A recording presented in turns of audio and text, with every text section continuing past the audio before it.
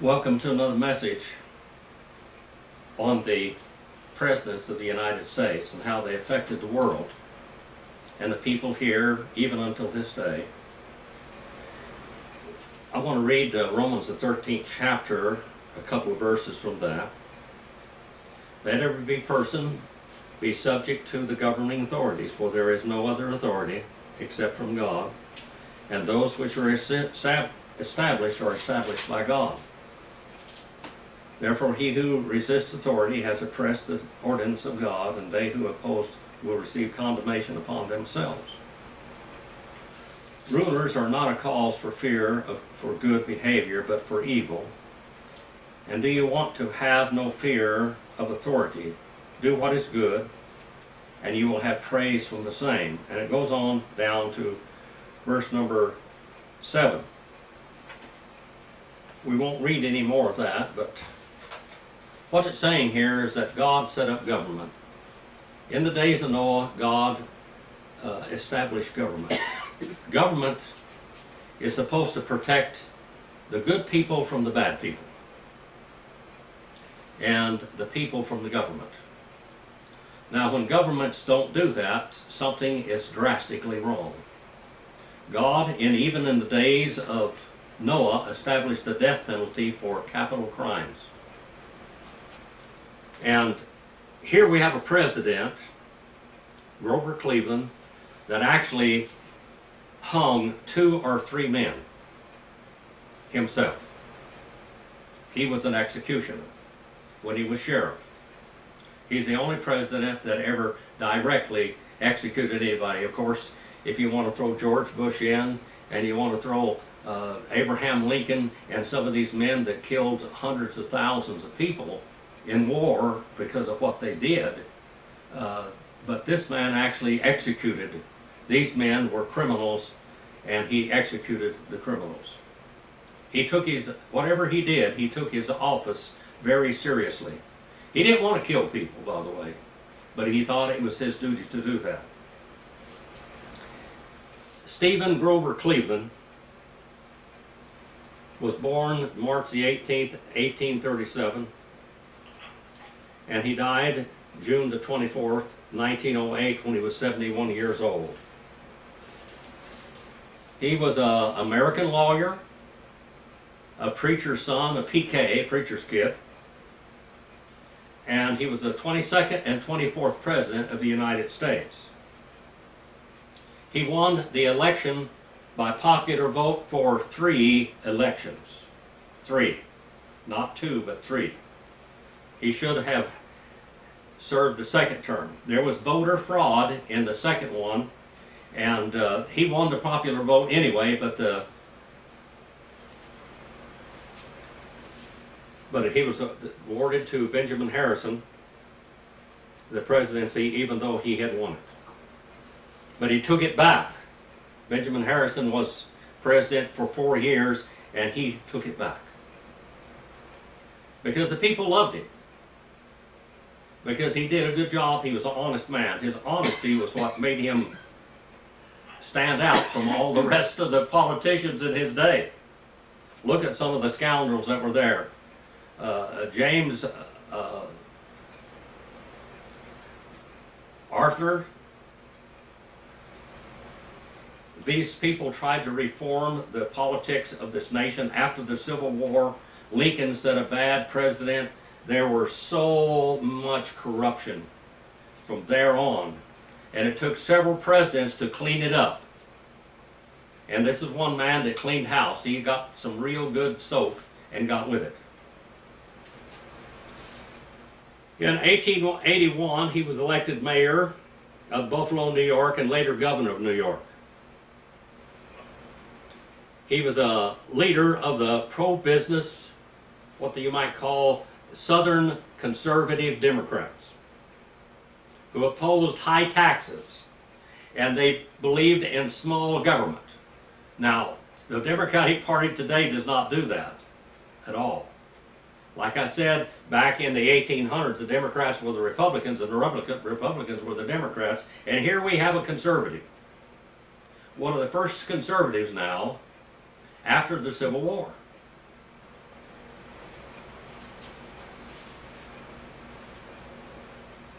He was a leader of what they call the pro-business bourbon Democrats who opposed high taxes. He believed in a gold standard to stop inflation. He wanted to hold inflation down.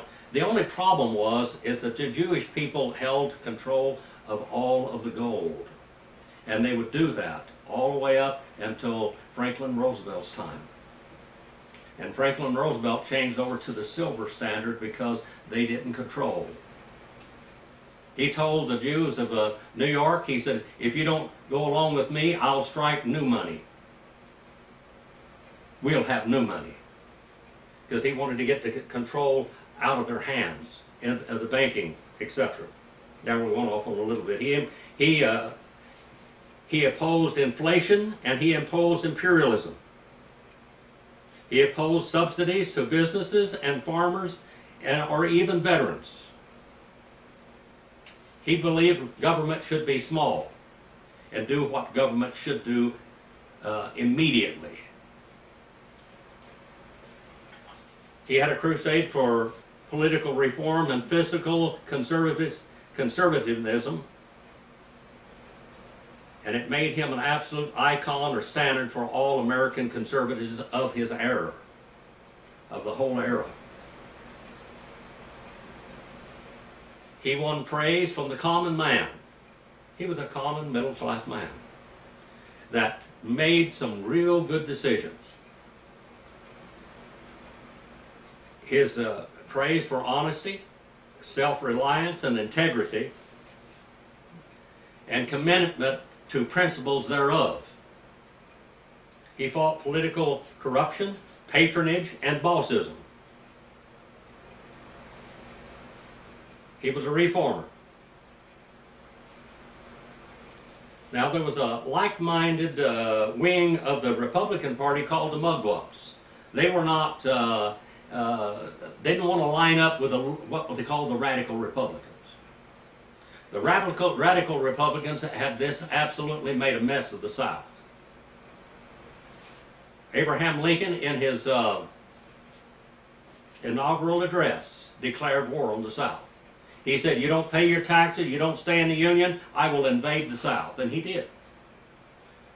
The Union had never been what we call, it was only a voluntary situation. And the states began to secede from the Union. And he said, you can't do that. Of course, the Constitution didn't read that. But he rewrote the Constitution. He reinterpreted the Constitution. That's what we have today, isn't it? We have problems with this today.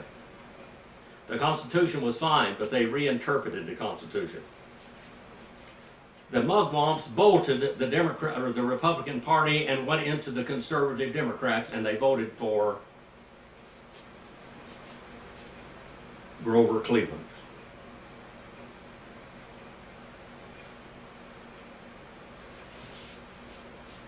His first administration, and then he lost the White House, even though he won the popular vote, and by corruption Harrison won it. He made a mess out of things, and the people wanted Grover Cleveland back. He was a what we might call a formidable policy maker, and when he became president, he did more vetoes because the radical Republicans were trying to pay everybody for everything and get their brother-in-laws and sister-in-laws and uncles and everything on the dole. He fought that. Now, it's the opposite, isn't it? The Democrats are doing that today.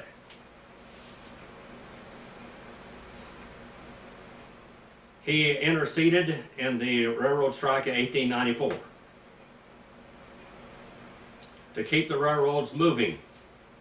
And it angered the labor unions, but he says America comes first. The solidity of America comes first before anything else. He became a little unpopular for that among the working man.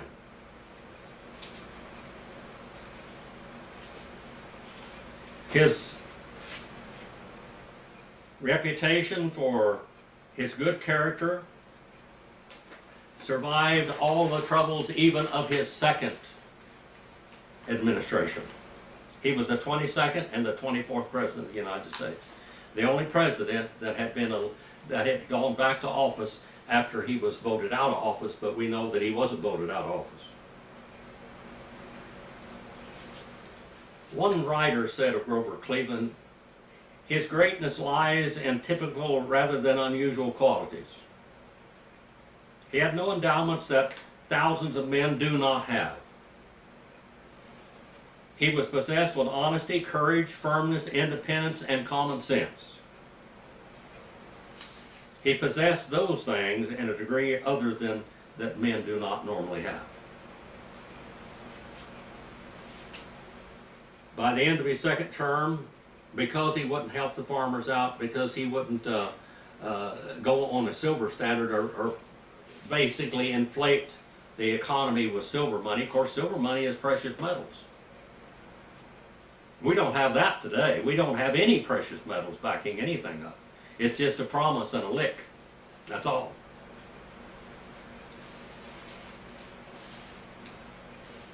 He was a successful leader. Even to this day, he is praised for his honesty, integrity, and adherence to his morals, defying party boundaries.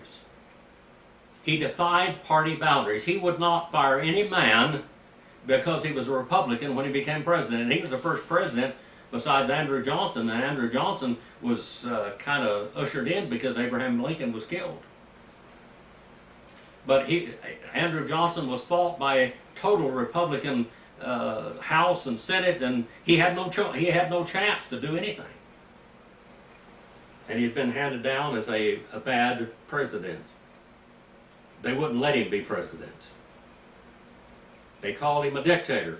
But in all reality, Abraham Lincoln was the worst dictator America ever had, the most powerful, the most stringent, the most tyrannical tyrant dictator that America had. They called him the gentle dictator, the benevolent tyrant.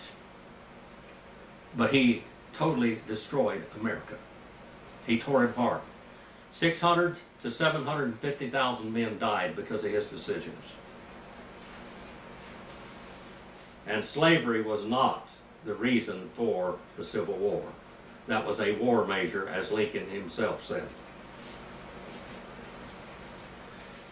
The first child that he had was by a lady by the name of Maria Harpin. They said she was a very pretty girl. And she got pregnant. She talked to a Presbyterian minister. The minister went to Grover Cleveland and told him, you know, she says she's pregnant with your child. He said, well, she runs around with all kinds of men and she's a drunk. But he says, I will take care of that child.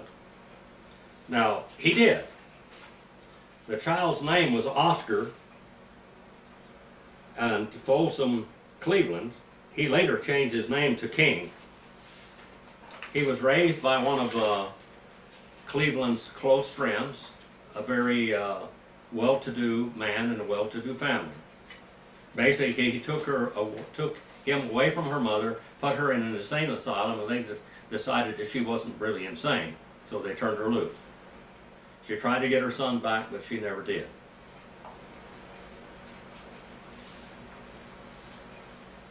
Going back again, Stephen Grover Cleveland, he didn't use the name Stephen. They called him Gentle Steve, but he didn't use the name Steve. He was born in Caldwell, New Jersey, to Annie Neal and Richard Fowley Cleveland, which was a Presbyterian minister. Called him also a Congregational Presbyterian minister. A Congregational Presbyterian minister is the one that the congregation actually does the rule. It's like Baptist churches. The church makes up its mind what they're going to do. It's not run by a board or some bishop or whatever. He was originally from Connecticut. His mother was from Baltimore and was the daughter of a bookseller. On his father's side, Cleveland was descended from English ancestors. He was 5'11", weighed about 250 pounds. He got sick while he was in the White House and lost down to about 200 pounds. He was always a little overweight in his whole life. The first of his family immigrated to Massachusetts from Cleveland, England in 1635. His father's maternal grandfather, Richard Falley Jr., fought in the Battle of Bunker Hill and was the son of an immigrant from Guernsey. And on Bunker Hill, and was sort of a, which was really a bad, terrible battle, one of the worst battles. Cleveland was descended from Anglo-Irish Protestants and German Quakers from Philadelphia. He was related to General Moses Cleveland, after whom the city of Cleveland, Ohio is named, and he was a sixth cousin of Ulysses S. Grant.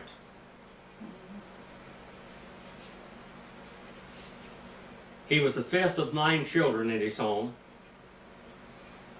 They named him Stephen Grover in honor of the first pastor of the First Presbyterian Church of Caldwell, where his father was pastor at that time. He became known as Grover all of his adult life. They moved to Fayetteville, New York, where Grover spent quite a bit of his childhood. His neighbors described him as full of fun and inclined to play pranks on people, even in his family. And he was fond of sports.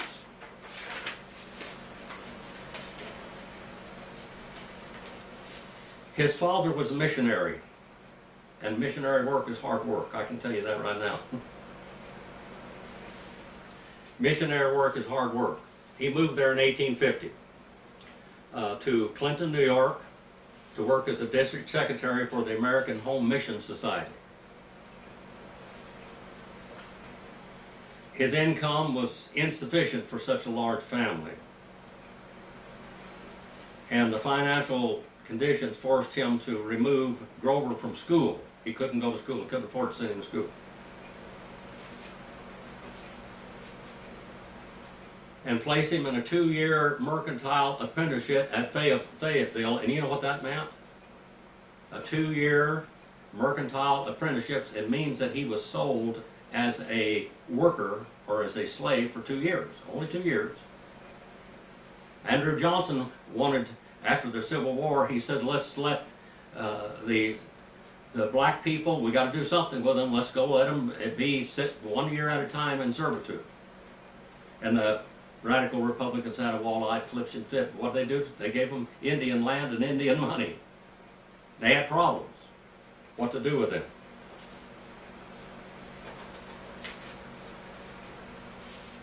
His living conditions were not very good. After his slavery or servitude ended, after 2 years, he went back and so he could be near his family. In 1853, when the mission work took the toll of Cleveland's father, he took an assignment in Holland Patent, New York, near Utica, New York today, and moved his family again. But shortly after he moved there, he died from gastric ulcer.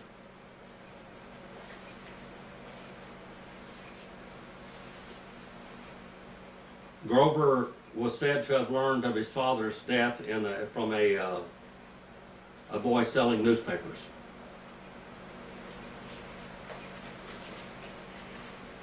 He had received his elementary education in Fayetteville Academy and the Clinton Liberal Academy. He again had to leave school after his father died to help support his family. This man was struggling. He was a struggling middle-class person because they weren't into slaves in the factories.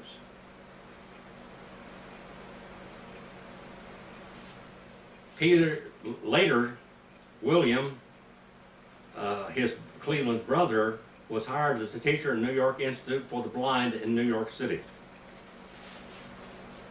And then William obtained a place for Cleveland as an assistant teacher there.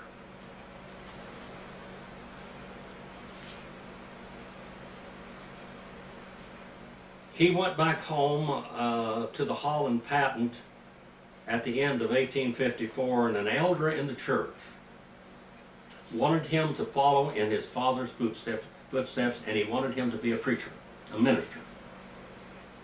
And the elder promised him that if he would go to, he'd pay his way to college if he would become a minister. And he declined.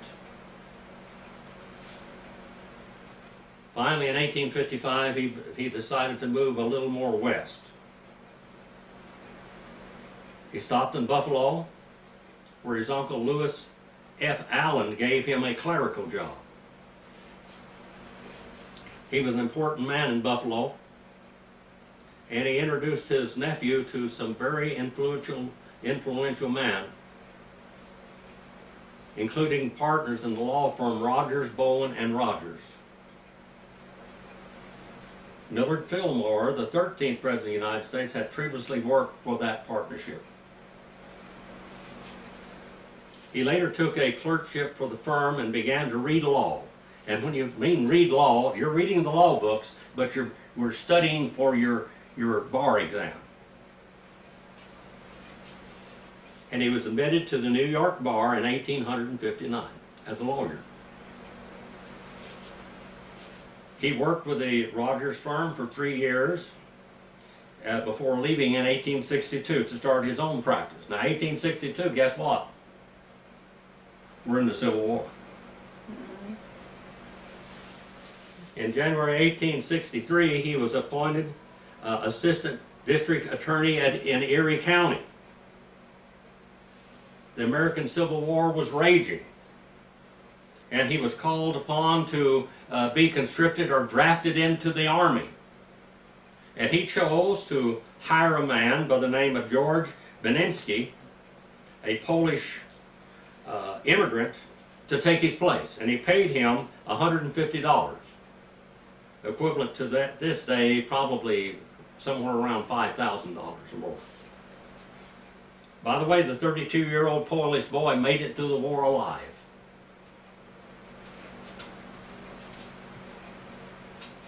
Cleveland was obsessive compulsive in what we might call his attention. He single-mindedly concentrated on every case that he had. His mind was on that case and that case alone until he got that case taken care of. He was a hard worker. Now, I didn't say he was out digging ditches, but he was working hard in his law office, reading, finding out how he could win his cases for the betterment of his clients.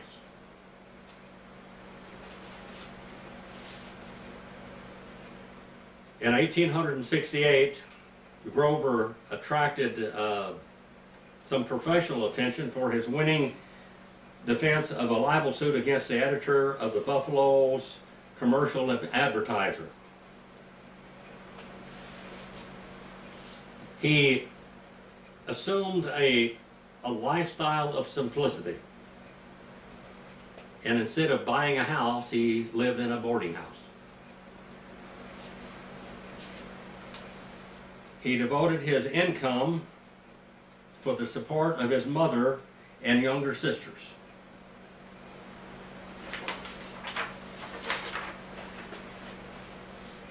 He enjoyed a pretty active social life in hotel lobbies and saloons of the time. He shunned the circles of the super elite. He wasn't part of that. He never looked at part of the ruling class of America, so to speak. And the ruling class has started ruling since the Civil War. And they kept everybody under their throne. He became the sheriff of Erie County.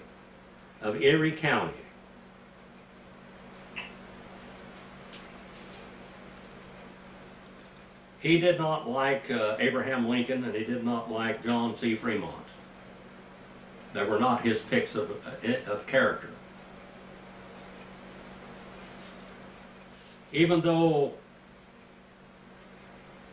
many of his people that he rubbed elbows in the law industry, he did not agree with them always.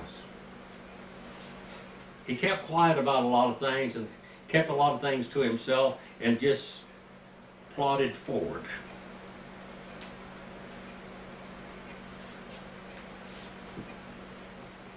In 1870, with the help of a friend, Oscar Folsom, Cleveland secured the Democratic nomination for sheriff of Erie County. Now, he named his son by Maria Halpin, Oscar Folsom Cleveland. He won the election in January 1st, 1871, at age 33.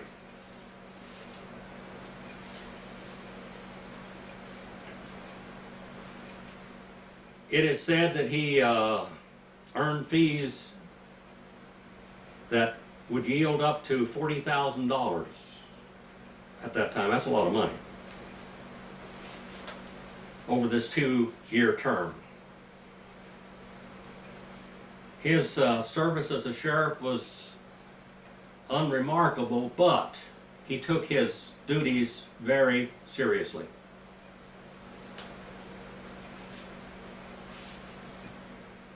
The sheriff's office would pay an executioner $10 for carrying out an execution.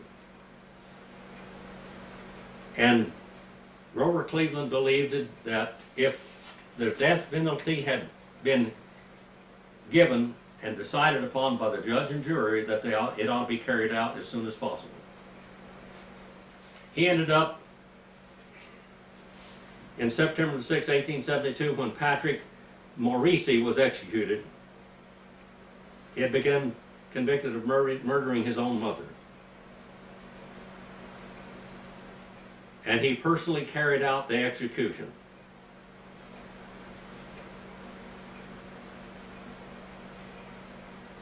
In spite of his reservations for death and dying and suing this, he took his job seriously.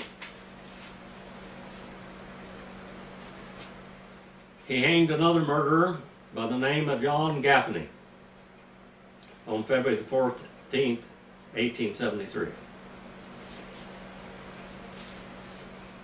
After his term as sheriff ended, he went back to his law service, his law firm.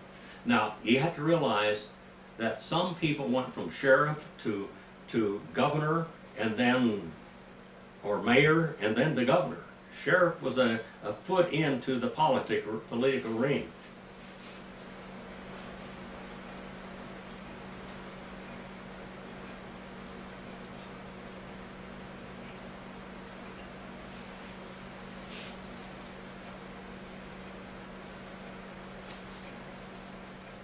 It is said by his law partners that no man looked at him more than a limited, simple, sturdy attorney. And they didn't realize that later on, just a few years later, that he was standing in Washington, D.C. taking the oath as President of the United States. His reputation catapulted him there. Now, he had this one problem with this Maria Halpin and this child, which he took care of. When he began to run for office, his political supporters said, "What are we going to do about Maria Halpin and the baby?" He says, "Whatever you do, tell the truth. Just tell the truth. I made a mistake. Yeah, this is my child. Okay? I'm taking care of him." Simple as that. Now that boy, Oscar Folsom Cleveland, would later change his name to King, and he would become a very successful obstetrician in New York and live a long and full life.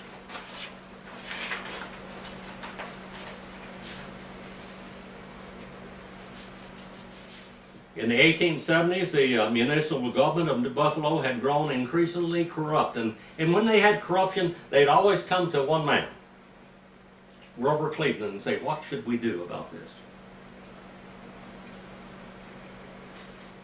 The Republican political machines were just raking in the spoils of the system.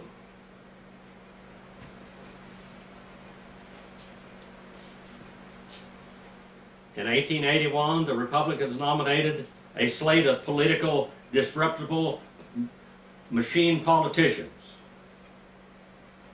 Democrats saw the opportunity to gain the votes of the disaffected Republicans by nominating a more honest candidate, and there's where we have the mugwumps. We have the Republicans going over to the Democratic side.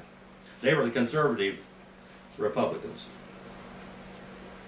They approached Cleveland, and he agreed to run for mayor of Buffalo, New York. If they would, on the same ticket, run those that he could approve of.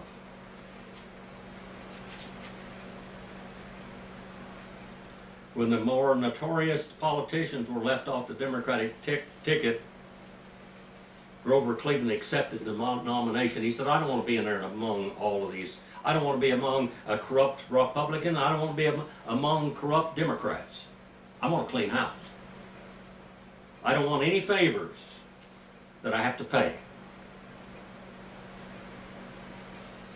His term as mayor, he spent fighting entrenched interests of the party machine, the Democrats and the Republicans, especially the Republicans. His first act was to veto the street cleaning contract. They were going to hire the highest bidder at $442,000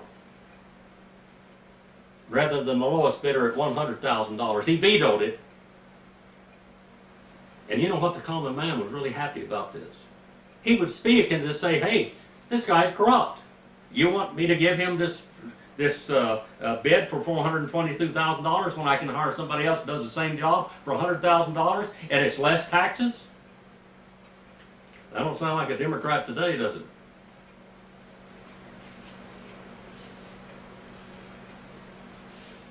Bipartisan graft by both the Democrats and the Republicans.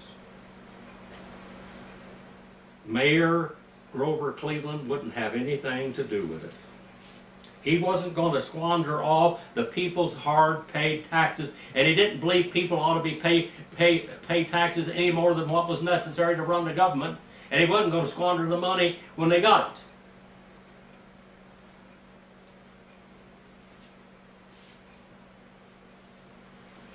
The Democratic Party officials in New York began to think about Cleveland as a possible nominee for government. Now he went from sheriff to mayor.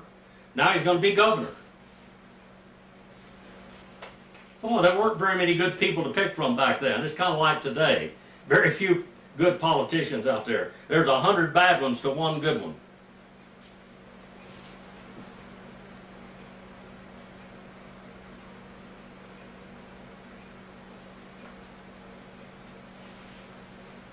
The Republican and the Democratic Party were split in 1882, and several men had been contending for the nomination. Cleveland was in the third place in the first ballot. But they kept going through these guys, and kept going through these guys, and kept going through these guys, and all of them were corrupt. They were all corrupt. It's really easy to find that honest man because you just trail him back. Even when he had an affair with this woman and got her pregnant, he took care of the kid, and he wouldn't say that, not my kid.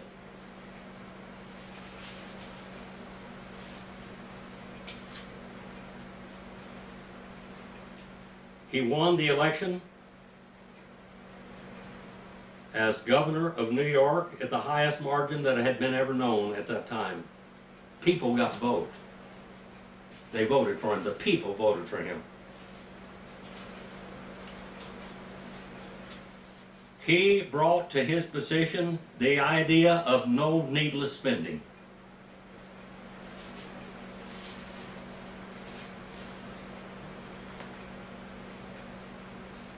The first time it attracted he attracted attention was that his veto of the bill to reduce the fares of the New York City elevated trains to 5 cents. The people say, yay, 5 cents. Jay Gould was unpopular. He was the owner. And his fare increases were widely denounced by everyone. But Grover Cleveland saw the bill as unjust because Gould had taken over the railroads when they were failing. And they were working and they were running. He said, if we're going to leave this thing solvent, we have to not reduce the fares at this time. Later on, they realized that Grover Cleveland was right. The newspapers began to praise Cleveland and his veto vote. The future president, Teddy Roosevelt cleaned up New York too, remember? Then a member of the assembly and reluctantly voted for the bill which Cleveland objected. He didn't want to vote for it, but he was praised Cleveland because he did. And here we have a Republican praising a conservative Democrat. His defiance of political corruption won great public acclaim. And the Tammany Hall organization of New York City hated him, and they would continue to hate him. The boss was John Kelly, and he had disapproved of Cleveland's nomination as governor, but it didn't do any good. He got it. Cleveland always steadfastly opposed the nominees of the Tammanites of Tammany Hall. And he supported Teddy Roosevelt, and Teddy Roosevelt supported him. He was finally nominated for president by the Republicans, or by the Democrats, and the Republicans convened in Chicago, and they nominated the former Speaker of the House, James B. Blaine of Maine, and it used to be Blaine, James B. Maine, the Continental Liar from the state of Maine. That's what they called him. Now, he did some good things in history, really. He helped James Garfield and others, but he was a crooked man.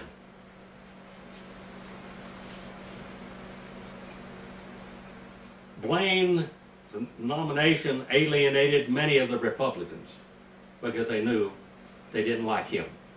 And even though they're Republicans, they couldn't vote for him. That's different than today. I'm going to jump ahead just 100 years plus to Joe Biden. Joe Biden was a kind of a very corrupt political man, as we know from history. And he was what we might call a sexual predator. And a pedophile under several things. Different accusations, but he was so powerful that nobody did anything. He had sexually assaulted one woman, and she testified against him.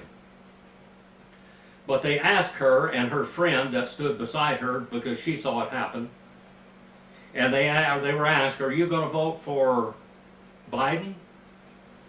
And she said, well, he's a Democrat. She voted for Biden, even though she had been molested by him, because he was a Democrat.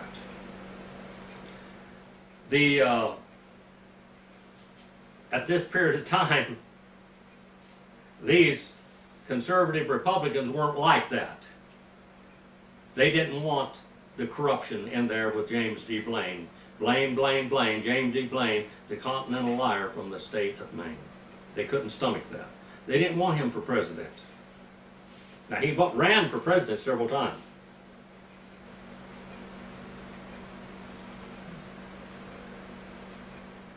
He alienated the mugwumps, were those that were the dissatisfied Republicans because of the, what they call the radical Republicans, which would be radical Democrats today. The Conkling faction was disenfranchised by President Chester Arthur. And the Democratic Party believers believed that the Republicans' choice gave them an opportunity to win the White House for the first time since the Civil War. 1856. If they could run the right candidate. Samuel Tilden was an initial front runner, and he had won an election, but he didn't get it either. The Electoral College elected the other man, even though Tilden won the election. And we will see that again in Grover Cleveland's second run for president. He won the electoral vote and won it, but in the dark back rooms, there was what we call voter fraud, and they gave it to Harrison instead. Tilden did not want to take it because his health was poor.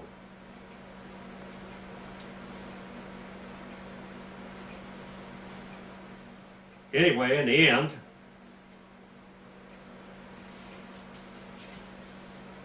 they voted to have Grover Cleveland run for Democratic Party. The Republicans got on to the idea that this so-called really respected man and everything had had an affair with this woman, Maria Halpin, and they did a cartoon of him, and it said, Papa, Papa, Mama, where is my Papa? Where is my father? And they tried to play it down, and they asked him, what do you want to say about this? He said, just tell the truth. That happened. Just tell the truth. Let's go on from there. Tammany Hall completely, the Democratic Party completely was against him. They tried every way in the world to discredit Grover Cleveland.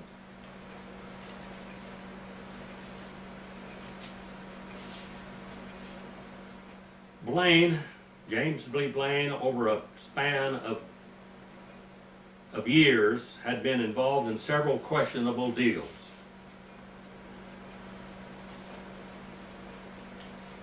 And Grover Cleveland said, a public office is a place of public trust. You must have the future of your constituents in mind always, no matter what.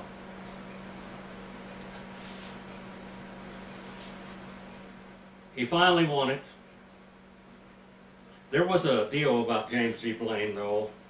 They had a letter of Blaine's correspondence in one of his earlier denials of political corruption. He met with this blackmailer in an office. And he said, I want to see, he brought money with him, he said, I want to see the letters and make sure that these are the letters that I, so, and he, in one of the letters he said, burn the letter after you read it. He grabbed all the letters and took off running. But people found out about it.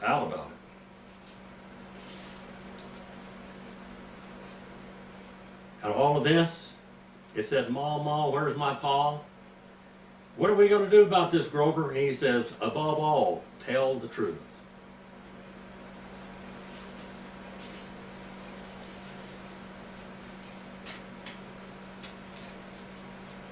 They looked upon him, except for this problem with Halpin, as a life of pure honesty. They used her to try to discredit him. And she said, until I met Grover Cleveland, my life was pure and spotless, which wasn't true.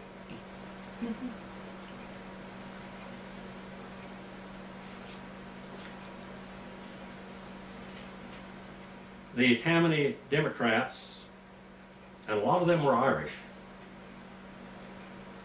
they didn't like some of the things that the Republican Party had said. The popish rum-running Catholics. And that really decided the election right there. Blaine's mother was Irish Catholic, but what his supporters said broke. Rum-running, Mormonism, and rebellion. That's what the Democratic Party was. And these people voted for Grover Cleveland.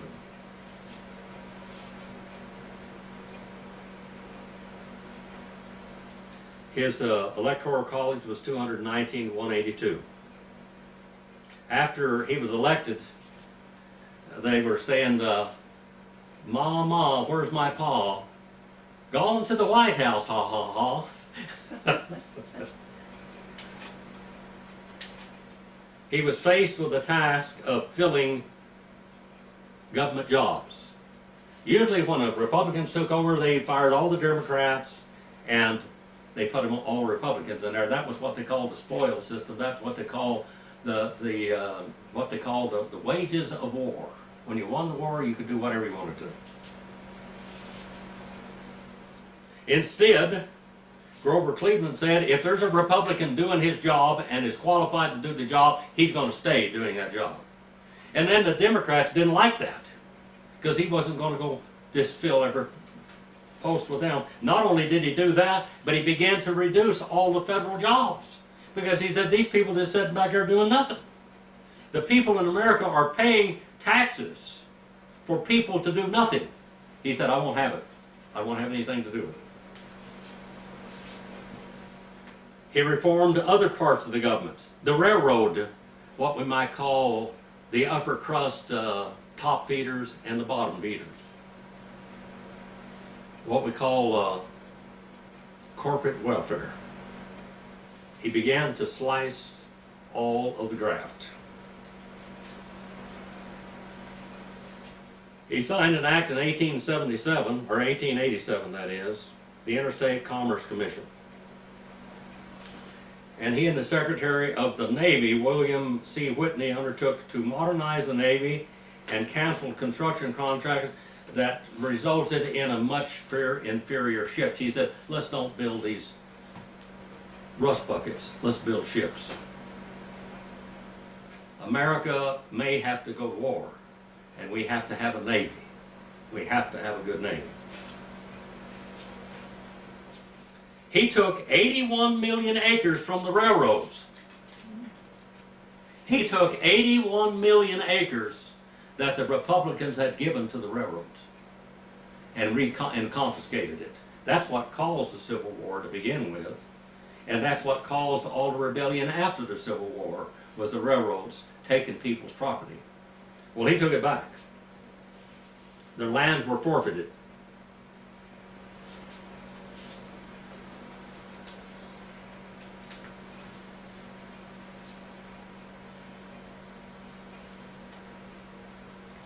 Cleveland was the first Democratic president subject to the Tenure of Office Act, which originated in 1867. The act purported to require a Senate to approve the dismissal of any presidential appointee, and that's when they were fighting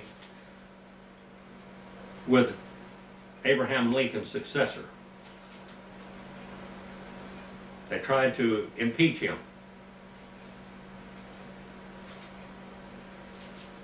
Cleveland objected to the act in principle, and his steadfast refusal to abide by it prompted its full fall into disfavor with the political parties and the United States, the people of the United States. He faced a Republican Senate and often used his veto to deal with it. Remember, the corrupt Republican Party was in power, feeding their families and their friends and associates. He vetoed hundreds of private pension bills for Civil War veterans. Now today, that would not be looked upon as good. When people fought in a war, and they were injured in a war for the nation they were fighting with, or for, they ought to be taken care of. He didn't believe that. He believed in small government. The government didn't pressure him after he overrode that.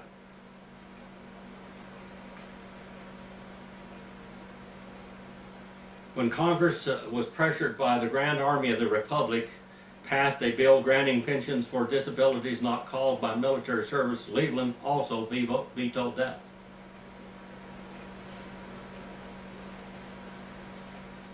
He vetoed more bills than any other president up until his time.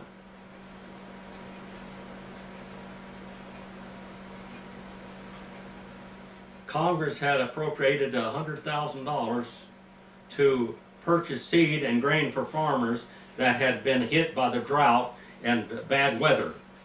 And he vetoed that. He said the government has no business supporting people. The people support government to protect them, not to support them. This isn't the Democrat of today, is it? He said directly, I can find no warrant for such an appropriation in the Constitution. He was a constitutional president. And I do not believe that the power and duty of the general government ought to be extended to the relief of an individual suffering which is in no manner properly related to the public service or benefit. A prevalent tendency is to disregard the limited mission of this power and duty should, I think, be steadfastly resisted to the end that the lesson should be constantly enforced that, though the people support the government should not support the people. Remember what government's supposed to do? It's supposed to protect the good from the bad. And it's supposed to inflict the death penalty on wrongdoers and protect people from the government, and he was bound and determined to protect people from the government. The friendliness and charity of our countrymen can always be relied upon to relieve the fellow citizens in misfortune. He believed that neighbors ought to take care of neighbors. If you got a neighbor over here in suffering, then you should help them. They're part of your community, and that is your job to do that, as the Bible teaches. Of course, today we have welfare, we have disabilities, and all of this, and I agree with most of that. But the welfare that we have here, and when we're bringing illegal aliens, which are outlaws, into our country and then putting them on welfare and supporting them being illegal, something's wrong with that. And without even being citizens of the state, giving them the right to vote, which is nonsense. He said this has been repeatedly and quite lately demonstrated. Federal aid in such cases encourages the expectation of paternal care on the part of the government and weakens the sturdiness of our national character and of the individuals of that nation. While it prevents the indulgence among our people of that kindly sentiment and conduct which strengthens the bonds of common brotherhood between men. In Fish Lake Valley, every person, every neighbor was looked upon as something very precious, and you took care of them, you helped them. We have people coming over here checking on us all the time, don't we? All the time checking on us. People, they have dinners and things, and they take care of each other. The Dorcas Women's Club, they help the children. We have fundraisers. We have fundraisers people give for the development of the children and field trips and things to school. Don't ask the government to do it, we do it. It's old-fashioned around here.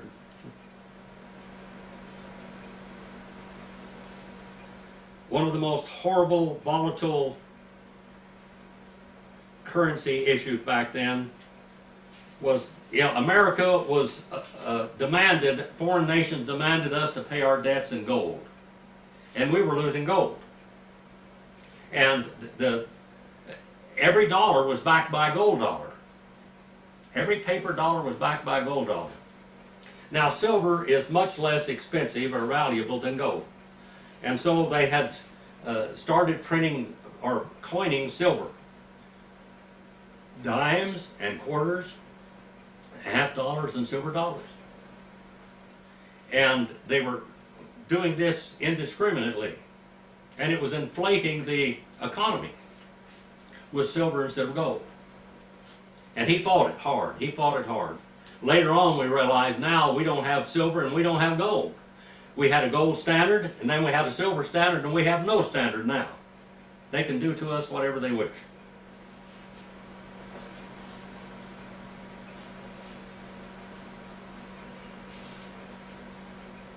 The taxpayers paid their government bills in silver, while the international creditors demanded payment in gold, resulting in the depletion of the nation's gold supply.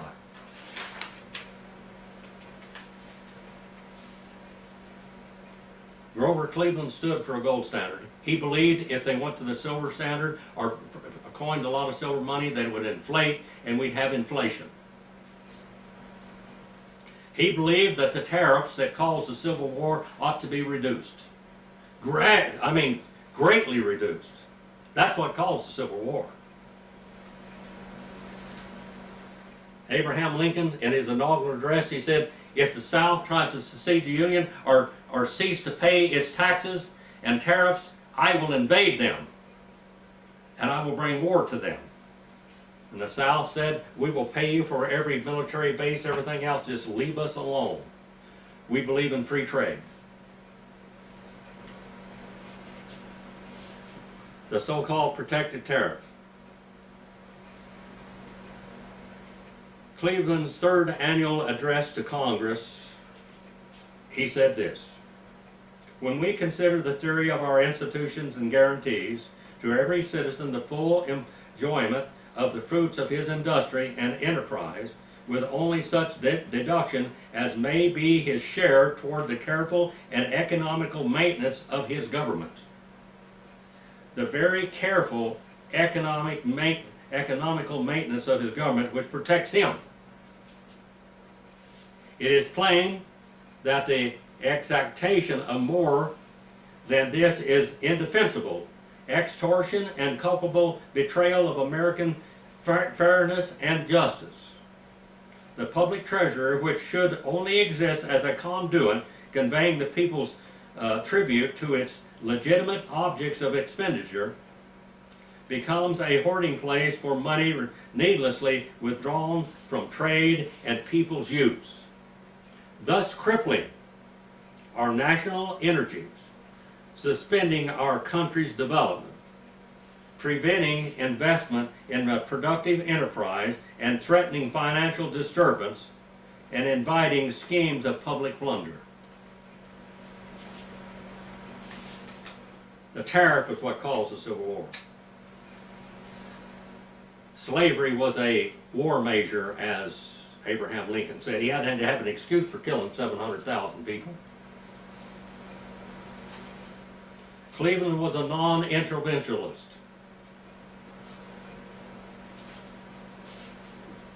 He did not want to promote any administration that would go out into other parts of the world and try to intervene. He said, just stay away. This isolationist idea.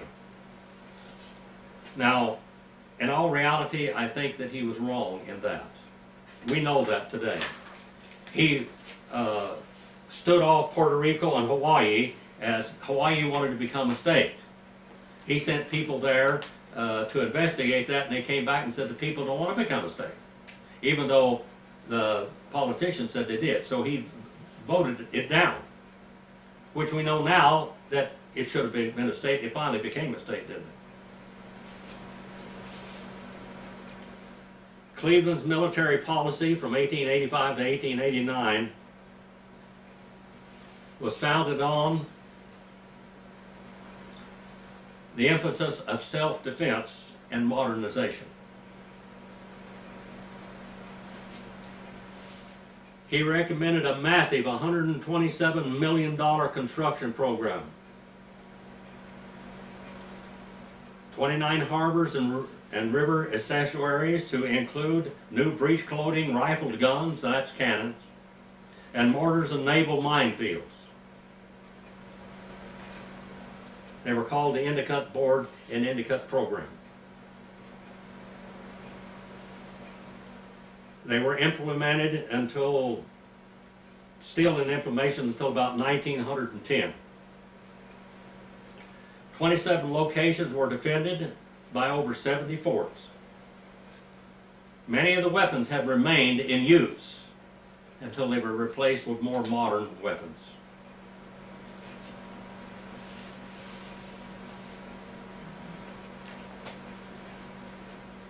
America was going to enter into the Spanish-American War in 1898, remember? If it wasn't for Grover Cleveland, we wouldn't have been ready. And again, another great president, Teddy Roosevelt, built that Navy even greater. He called it the Great White Fleet. Now we come down to civil rights and immigration. Civil rights and immigration. There was a problem.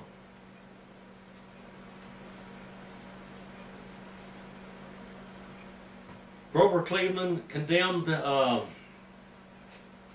outrages against the Chinese workers, and of course there was still slavery in farms and ranches with American Indians as slaves during all this time, and even the factories were still enslaving the workers. The soldiers sold to the company store. Little children 5 years old and up would be working in these very dangerous factories. But there were much outrages against Chinese immigrants. He said that he believed that they ought to limit the Chinese immigration altogether because the Chinese would not be willing to assimilate into white society or American society. They were not going to lay their traditions down and become part of us. He said the Irish did this, the Italians did this. He said these people won't. So we should not allow them to come in. That ought to give us a little bit of lesson today, shouldn't it? Not willing to assimilate Islam, and even the illegal aliens that come up here fly the Mexican flag in America, doing obeisance to that, but not to the American flag.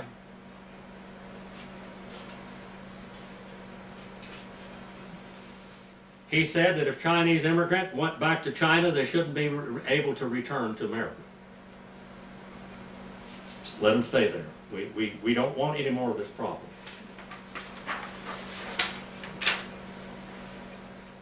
He believed that the Native American people, the Indians of America, were wards of the state, but he said they ought to be assimilated in, and their land ought to be divided up so they cannot have reservations and things. And this is what we call the Dawes Act, which my grandfather fought hard against. Samuel Paul. He said this guardianship over these people involves in our part efforts for the improvement of their condition and enforcement of their rights. He encouraged the idea of cultural assimilation and pushing for the passage of the Dawes Act, which was one of the greatest mistakes there was. The Dawes Act totally opened up Indian lands for white graft, or anybody graft, Italian, Irish, whatever. They came in and they killed Indians by the thousands. You can read many books of what happened. What happened to the Osage people when they discovered oil on the lands, etc. It said here that he believed that the individual tribes should be disbanded, and that the lands ought to be distributed among the Indian people. But also, the biggest problem with this is that when they did that, the Indians were considered not able to financially or intellectually take care of their own money. So they appointed over them lawyers, white lawyers that took land, took 50% of everything they had or more, and many times killed them because they made themselves the conservators, and the estate would go to them. Many Indian lives were lost.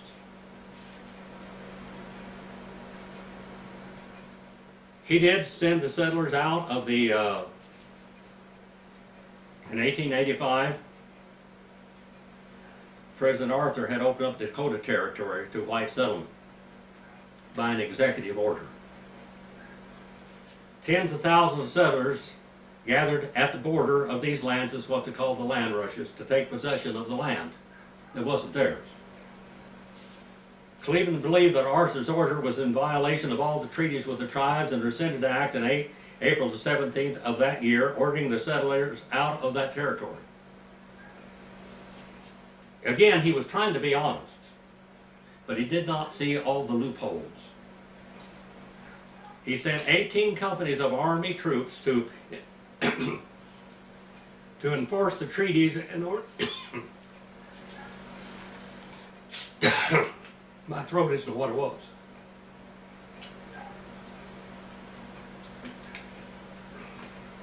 And I'll see if I can talk again. I hope. Cleveland sent 18 companies of army troops to enforce the treaties and ordered Phillips, at the time commanding general of the United States Army, to investigate the matter. Cleveland was 47 years old when he entered into the White House. His sister, Rose Cleveland, joined him in acting as a hostess.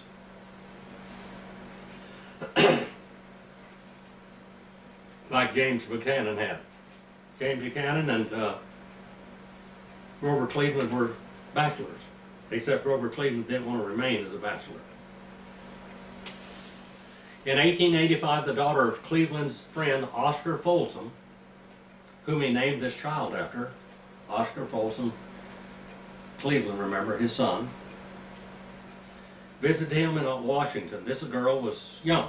She's pretty young, but you have to remember now.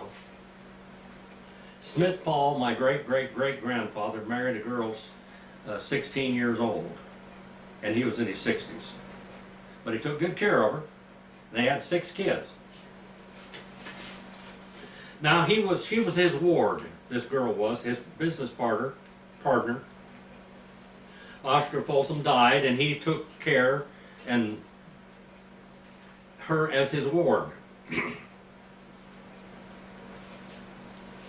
She was a student at Wells College.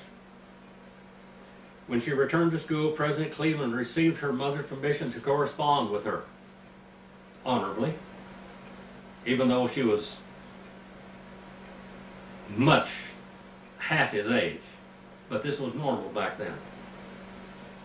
On June the 2nd, 1886, in the Blue Room at the White House, Cleveland was 49 years old at the time, and Frances Folsom was 21. He was basically 27 years older than she was.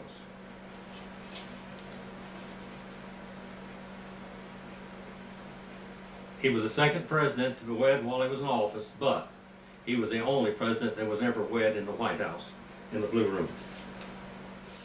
They say that there's a piece of that wedding cake still in existence today that they have kept to memorialize this.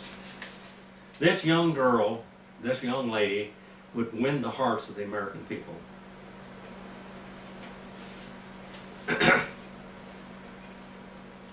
Cleveland was the executor of her father's estate at her father's death. She was the youngest first lady in history, but she was well beloved. They had 5 children. Ruth, they called her Baby Ruth. They named the Baby Ruth, the Babe Ruth candy bar after her. There was a conflict of this one because of the baseball player Babe Ruth. But they named the candy bar after this Baby Ruth. Esther in 1893. By the way, Baby Ruth lived from 1891 to 1904, not a long life. Esther lived from 1893 to 1980. Marion lived from 1895 to 1977. Richard lived from 1897 to 1974. And Francis lived from 1903 to 1995.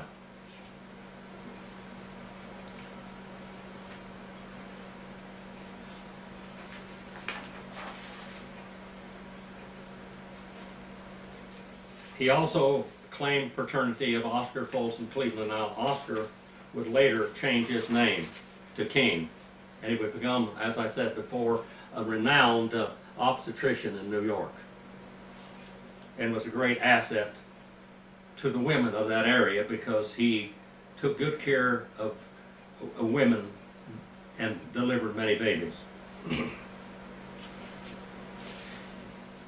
He nominated several men to the Supreme Court.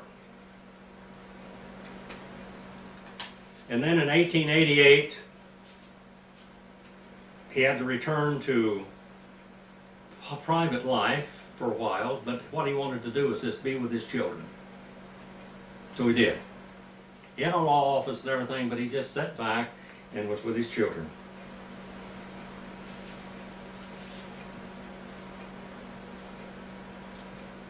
The Republicans had campaigned heavily on the tariff issue, turning out a lot of protectionist voters in the industrial states of the North. That's what caused the Civil War, remember? And it weakened Cleveland's support in that swing state.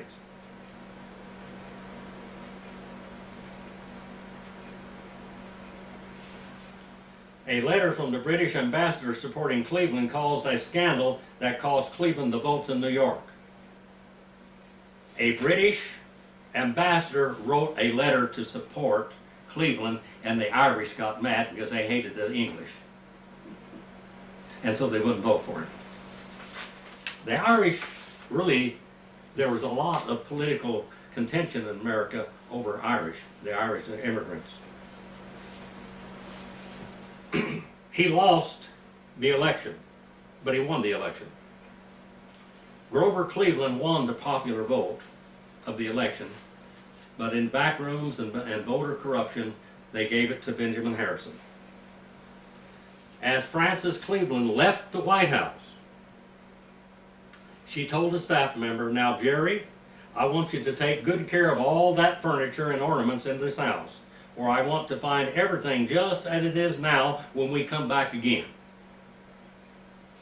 And he asked her, "When are you going to return?" He said, "We're coming back in 4 years." And that's basically what happened. Grover Cleveland won 3 consecutive elections, but he was cheated out of the second one. But the people were so disgusted with Benjamin Harrison that it was easy for him to win the election again after 4 more years. In his second election, there was an economic panic. There was a Great Depression. And he didn't believe in public subsidies or anything like that, like Teddy Roosevelt later enforced, and also Franklin Roosevelt. There was an acute shortage of gold that increased the coinage of silver, and it greatly inflated, and people's savings went away.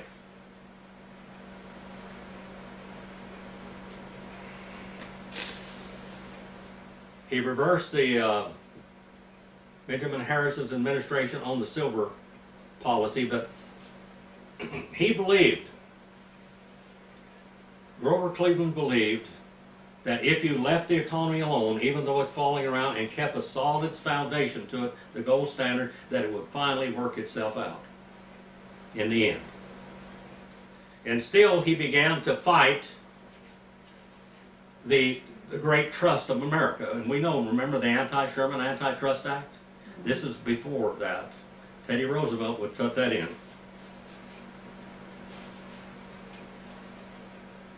Cleveland sought to reverse the effects of the McKinley Tariff. The Wilson-Gorman Tariff Act was introduced by West Virginia's Representative William L. Wilson in December of 1893.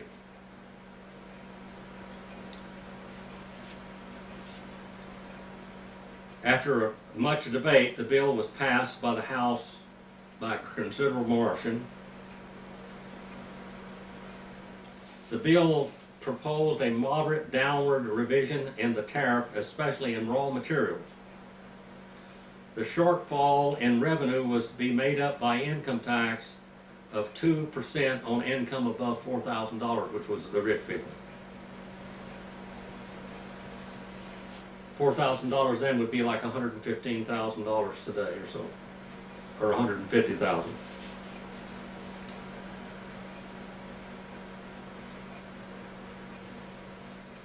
There was a great problem here.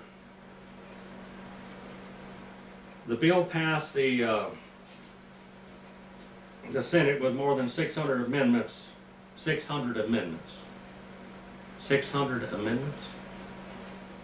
That nullified most of the reform.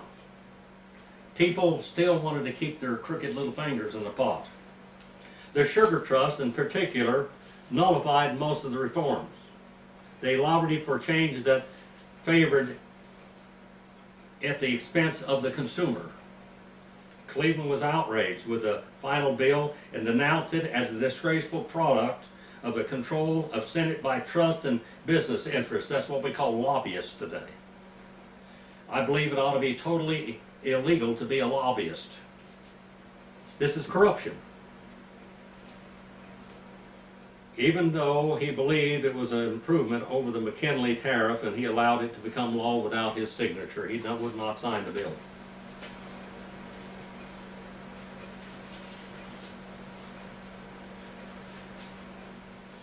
He campaigned for voting rights,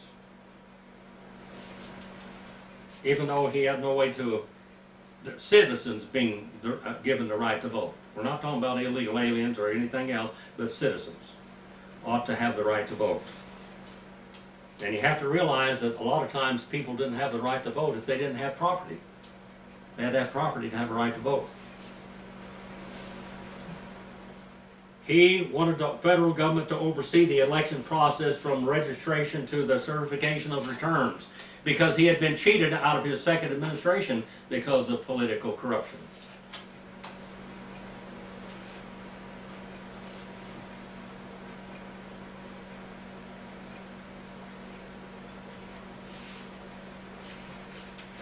We're still fighting over that today. The panic of 1893 damaged labor conditions. It just threw this country in a total absolute mess.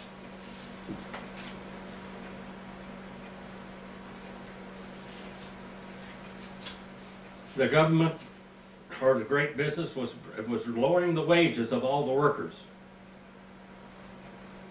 And they were working 12-hour days. And the Pullman strike had significantly greater impact than Coxey's Army. It was people called Coxey's Army.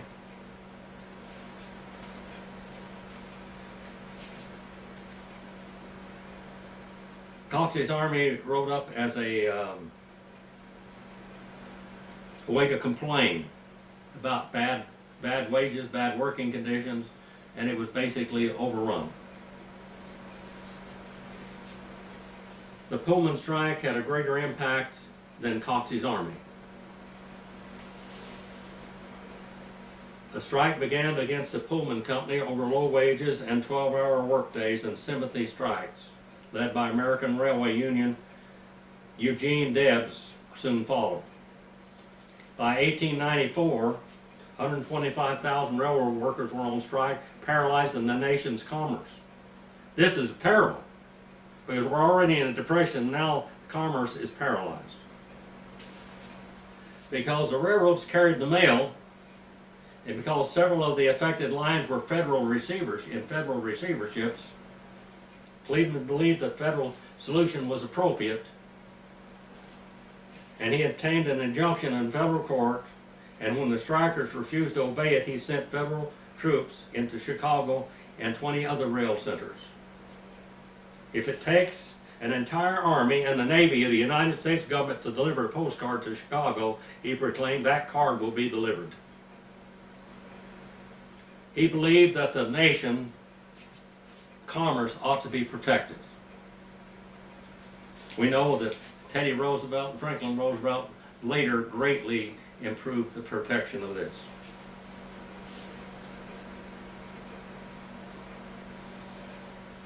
Francis Stetson said, one of his advisors, "We in the eye are on the eve of a very dark night. Unless a return of commercial prosperity relives popular discontent with what we believed is a democratic incompetence to make laws, and consequently the discontent with democratic administrations everywhere and every way, we're going to lose our focus. The Republicans won the biggest landslide after that when they put Benjamin Harrison in the White House. But what you don't know, and what it doesn't say in any of these papers, is that the big industries, the steel industry, the railroad industry, told their workers, if that Democrat wins the election of the President of the United States, I'm going to fire you tomorrow. And they saw them voting. Democrat over here, Republican over here. Guess how many of those voters in those factories were willing to lose their job? They had to vote. They were forced to vote Republican. That it doesn't say in many books, but that's exactly how the Republicans fought the election of 1896. Big threats.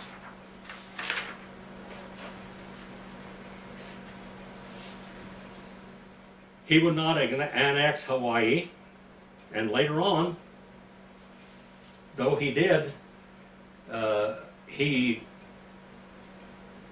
had an amendment that gave the United States a coaling naval station in Pearl Harbor because the ships were fired by coal.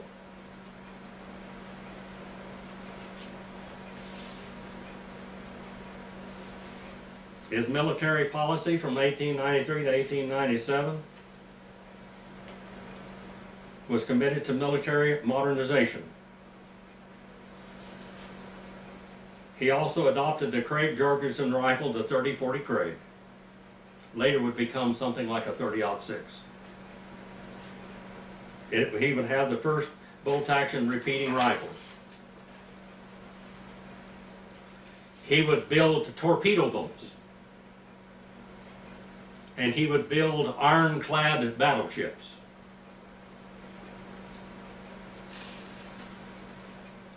He, in his administration, this is really important to people today for some reason, he had a cancerous tumor in his soft palate, or his hard palate, in the roof of his mouth.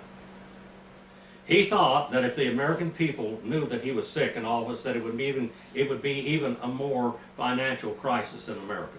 So he hid that from them. They took biopsies and sent these biopsies to medical, what they call for medical analysis. It said that that the saliva glands had become infected in his mouth, and that maybe that's why the tumors grew, but they didn't think it was cancer. But he did not want to let the American people know that he was sick. So he went out on a ship off of Long Island, and they did the operation there aboard the ship called or actually a yacht called Oneida. He did not want them to go outside in his face so they could see him that he had been operated on. So they went to the roof of his mouth to avoid any external scars. They put him on nitrous oxide, which is sleeping or laughing gas, and ether. And they removed parts of his upper jaw and hard palate. It left the operation, or Cleveland's mouth, disfigured. And they corrected this by putting in a hard rubber dental prosthesis that corrected his speech and restored his appearance. But they said he was on vacation. And then they said that he had 2 bad teeth pulled.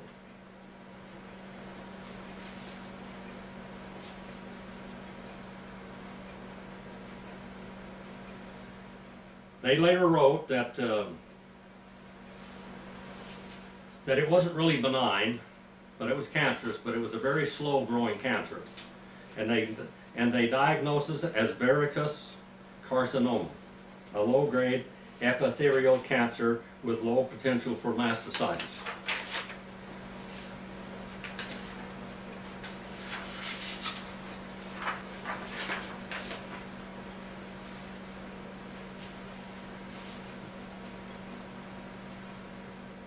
No new states were added during his administration, even though we could have had Hawaii.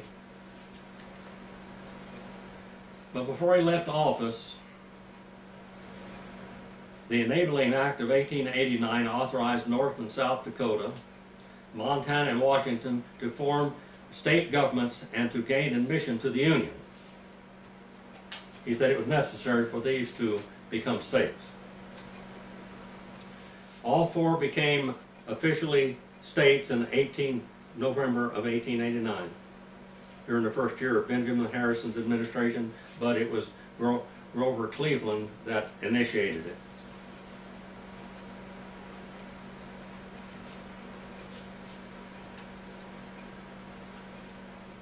In his second administration, he became very unpopular because of the Great Depression.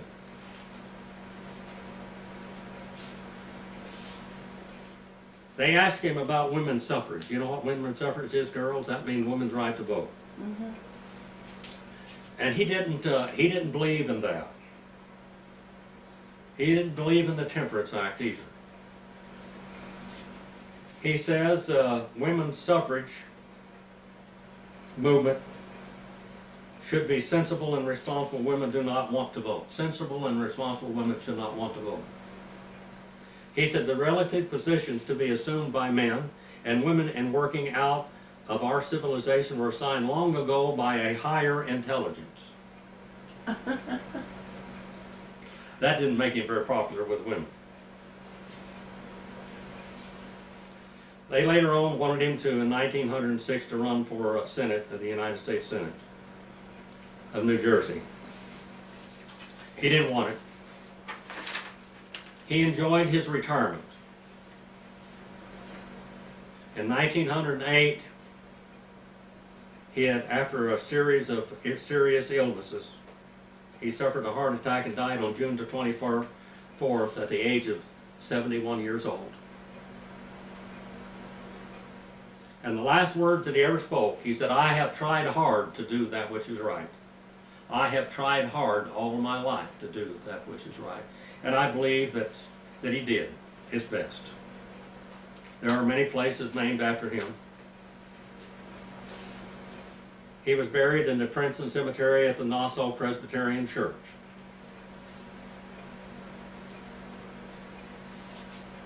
Cleveland Hall, Grover Cleveland Hall in the Buffalo State College in Buffalo, New York is named after him. Grover Cleveland Middle School is named after him in his birthplace, Caldwell, New Jersey. Grover Cleveland High School in Buffalo, New York is named after him. The town of Cleveland, Mississippi, and Mount Cleveland, a volcano in Alaska, is also named after Grover Cleveland. He was the first the first president who was ever filmed, and the first president who ever they recorded his voice. A U.S. post stamp was given his offer in 1923, the 12-cent issue.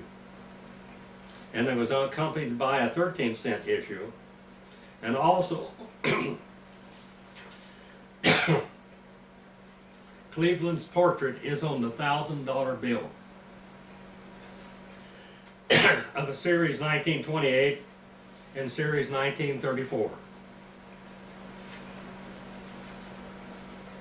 He also appeared on a few issues of the $20 Federal Reserve notes from 1914. He was both the 22nd and 24th President of the United States. And he's featured on 2 separate dollar coins issued in 2012 as part of the Presidential $1 Coin Act of 2005. He was inducted in 2013 into the New Jersey Hall of Fame.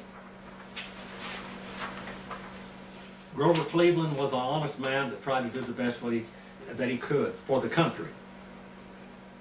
He was not anything related to any Democrat today that I can say. He believed in small government. He believed in a government that was here to protect the people from each other. He believed in capital punishment for the wrongdoers, and he actually pulled the trapdoor on 2 hangings. He administered capital punishment 2 times in his life, at least. Sometimes people say 3. He is a man that we can look up to and say that he did his best. He did not look for wealth and riches in politics. He worked hard for his living, and he believed the government wasn't supposed to pad your pocketbooks. You didn't get into the government to get rich. You got into the government as a public trust. And with that public trust, you did the best you could to limit that government and limit that government's intervention in people's lives. He tried to lower taxes, and he tried his best to make government accountable for what they did. Our Father, we send this little message out for your honor, for your glory. And Father, use it to help us set standards in our lives and in our world today, to remember what this great man did for our country. He made mistakes, we know, but he did his best.